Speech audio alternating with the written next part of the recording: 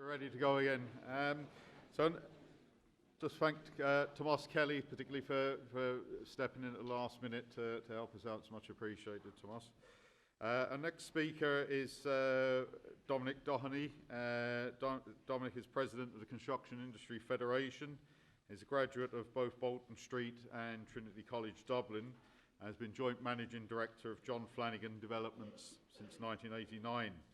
He's also former chairman of the Irish House Building Association, brings a wealth of personal experience spanning more than 3 decades to the role of president, and he will hold the role of president for 2 years. We've heard from Tomas Kelly where we've been as an industry and where we are now. Dominic will give us his thoughts on where we might go in the medium to longer term for a sustainable and prosperous future industry. Thank you, Dominic.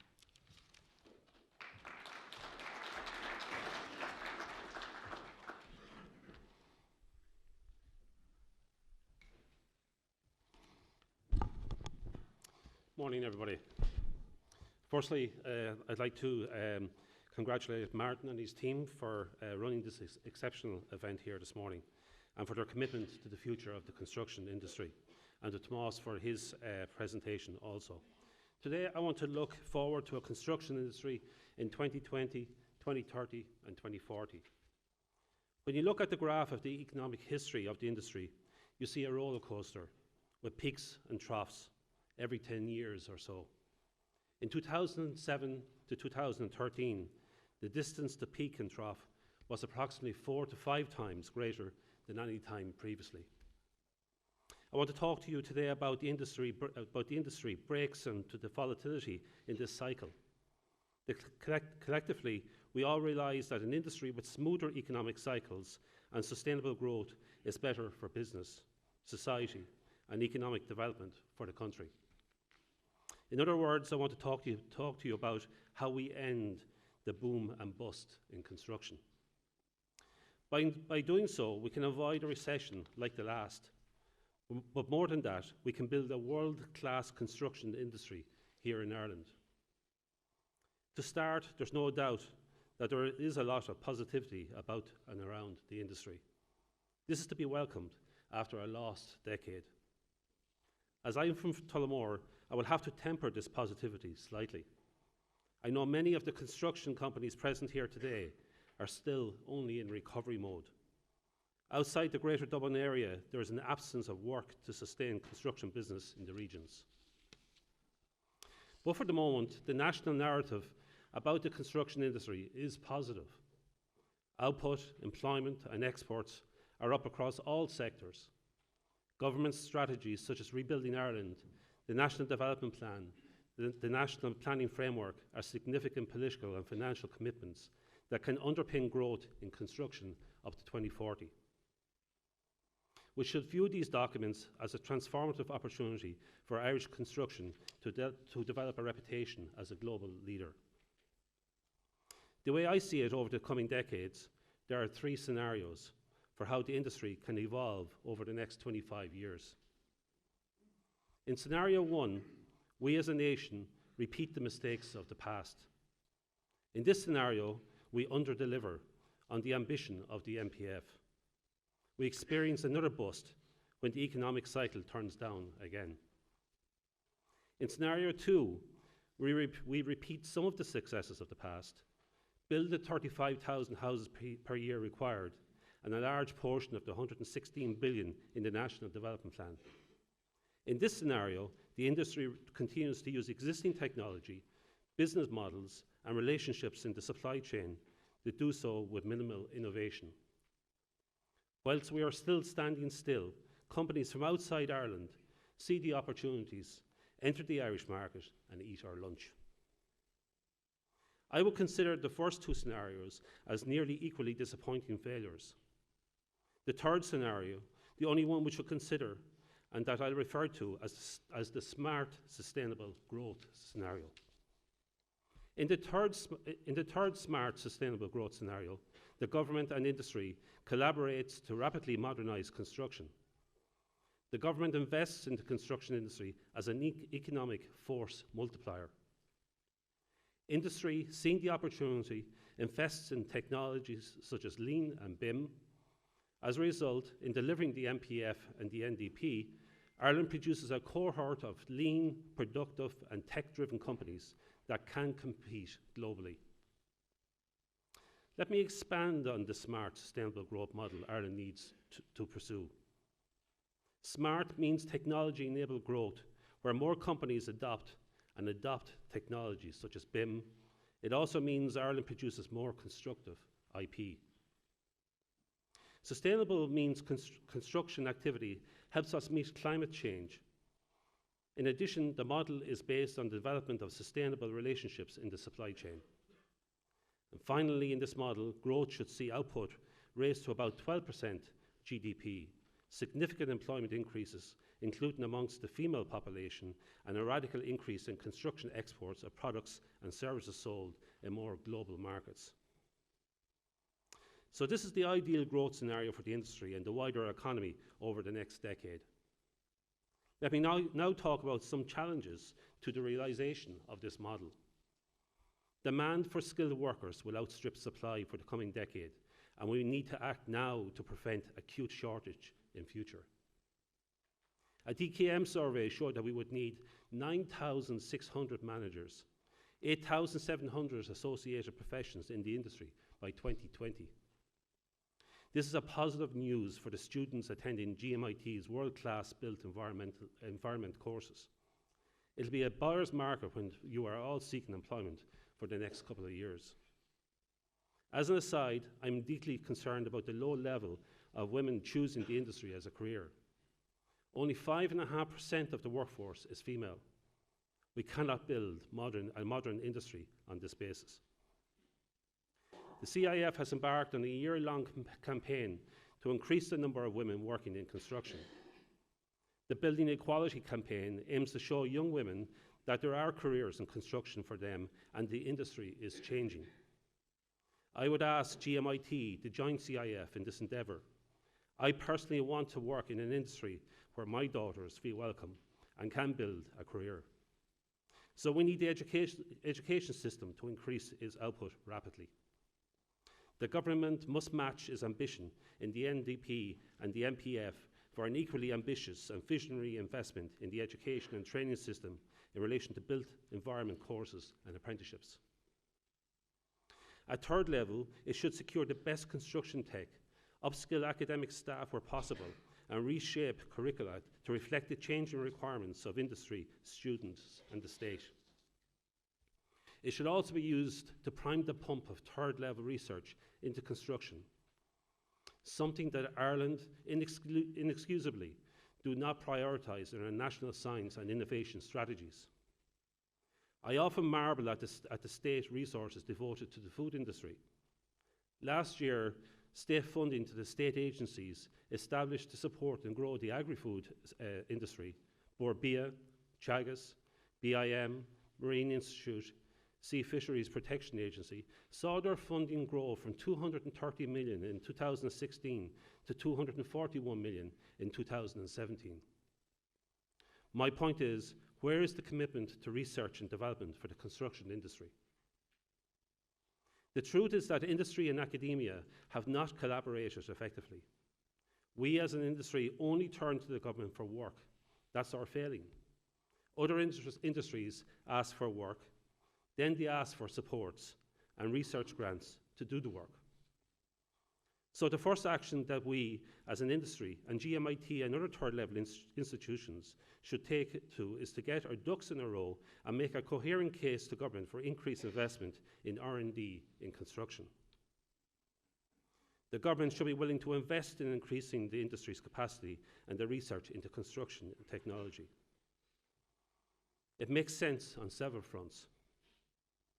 We are so embedded in the social fabric of Ireland and central to the economy that a healthy construction industry is prerequisite for a prosperous Ireland.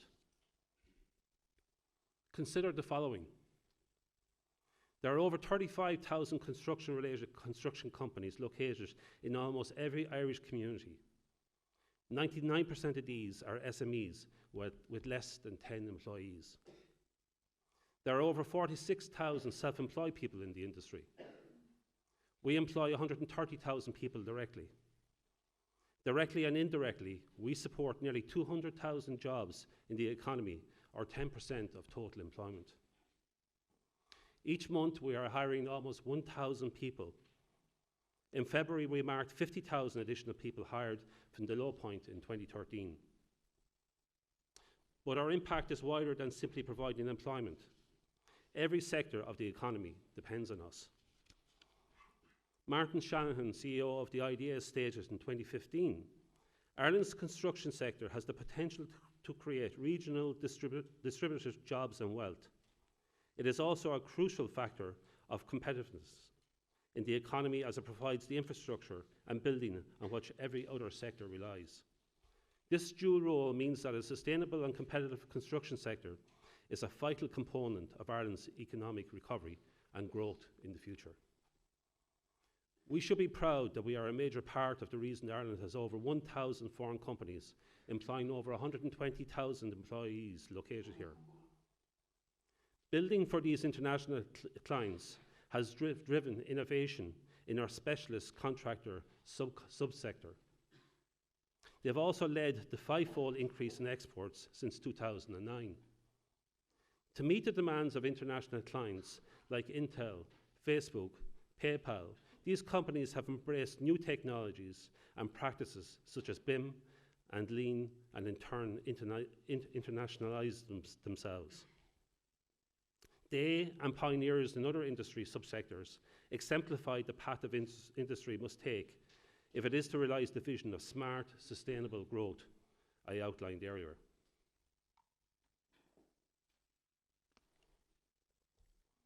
It won't be easy, but the rewards are huge.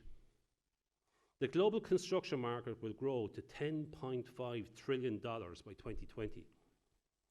PwC estimates it will grow by 80% to reach $15.5 trillion by 2030.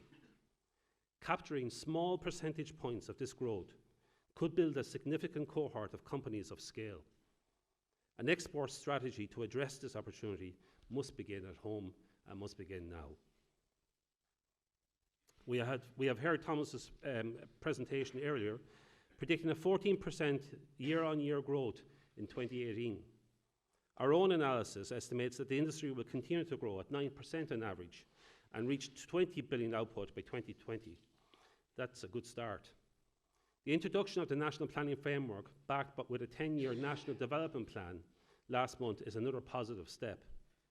After many submissions from the CIF and others, the government has acknowledged that Ireland's infrastructure investment has been unsustainably low over the past decade. We are currently spending only 1.8% of GDP on infrastructure, and only about 60% of this was on construction-related productive infrastructure, such as roads and rail. To make matters worse, somewhere close to 50% of the remaining spend was on maintenance and repair of existing infrastructure, as these assets were deteriorating. The ambition of both documents is to be lauded. I would like to commend the government for attempting to take on the issue of the unplanned and unsustainable sprawling dominance of Dublin on the detriment of the rest of the country by creating the NPF. However, construction companies will face significant challenges in translating these concepts into concrete. The public sector procurement system must be streamlined to ensure maximum return on investment for the Exchequer. Adopting best practice from the Dutch or German models could break the lowest price approach that often leads to project delays, project overruns, and adversarial, unproductive relationships between players in the supply chain and public sector clients. Nearly 20 years ago, the then Taoiseach Bertie Ahern launched the National Spatial Strategy. This was the predecessor to the NPF. He said that all other government policies must and will be consistent with the National Spatial Strategy, whether it's transport, health, education or housing. That vision of joined-up thinking never happened. The National Spatial Strategy was only partially implemented. At least this government appears to have heeded our calls for more effective monitoring of the delivery of infrastructure investment. The Oireachtas and industry must be able to monitor progress on infrastructure progress, or that are shelved, stalled or over budget, so red flags can be raised. The final note for optimism was the establishment of the Construction Sector Group within the National Development Plan. I see it as a key step towards the vision of an industry characterised by smart, sustainable growth. I will be very interested to see how the MPF is implemented on the ground. Regional assemblies are front and centre in ensuring the MPF principles are incorporated into our local authority development plans. The new planning regime the MPF employs might take at least 2 years to bed down if there is no delay at national politics level. In the meantime, the projects of the National Development Plan, such as the M20, the Metro and others, will begin to roll out, with 30% of the 116 billion already allocated. We must ensure that legislation is passed at national level as promptly as possible, and that our local authorities are resourced up, to deal with this influx of investment, so the NDP and the MPF do not become decoupled. For this to work, I think the central government must resource and support local authorities to replace some of the skills and competencies lost over the past decade. This is critical because to access some of the 2 billion in regeneration funds in the sort of competitive process envisaged in the MPF, local authorities and companies will have to make credible joint proposals. Those that can't could see their areas stagnate. The full ramifications of this hasn't dawned fully on either industry or local authorities yet, in my opinion. So in fairness, the government have put in place 3 complementary strategies that I believe lay the foundation for sustainable construction industry and an economy over the next 25 years. By that time, in 2040, I believe that unless we have built a national economy with dynamic regional economies, we will have failed. Because construction companies are dispersed around Irish communities and are a vital part of rural economies, they are eminently placed to strengthen regions by providing jobs, but also by building the homes, infrastructure and specialist buildings required by Irish society. So the lack of construction activity outside the GDA and the Cork region particularly should worry the government, as it has the potential to undermine the ambition of the MPF and the NDP. This is not scaremongering. We recently met with the IDA, and the lack of housing, particularly apartment building, was their biggest concern in relation to attracting and retaining AI. Several country managers of global corporations such as Apple, PayPal and Google have all cited housing and accommodation for their employees as a major issue. Yet, most regional builders do not find it economically viable to deliver projects outside the Dublin area. The government have put in place a huge amount of initiatives through Rebuilding Ireland and successive budgets to stimulate housing and accommodation supply. The Help to Buy scheme, the Local Infrastructure Housing Activation Fund, the House Building Finance Ireland initiative have all reduced costs, provided finance and stimulated supply. Unfortunately, these initiatives are subject to political approval and as a result can take about 2 years to get through the door. These measures can then take another 6 months to bed down within the local authority system. With the usual delivery time for housing construction, the impact of these measures will only truly be felt in the coming years. Despite some issues around house building figures, the trend would indicate that these measures are having some impact. It is anticipated that the total number of new completed housing units could be around 22,500 by the end of 2018. If this is achieved, it will be a 77% increase in supply on the 2015 completion level. If we get house building up to a level of 35,000 houses per annum output, the rewards are huge. For every 10,000 homes we build, we not only provide homes for people and renew communities, help address the homelessness, reduce the rental crisis, but we will also sustain 25,000 construction jobs.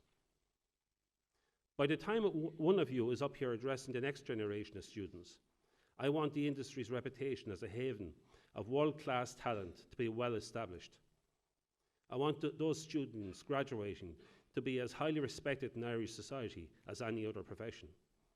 I want them to work in an industry that is seen as a key enabler of Irish society and economic and cultural life.